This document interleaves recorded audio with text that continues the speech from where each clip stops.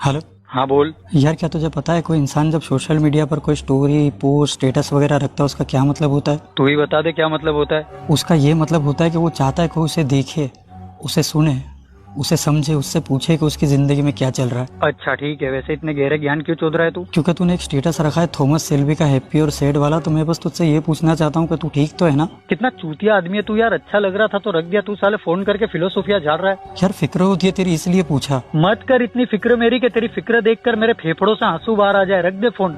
झूठ भलाई का तो जमाना।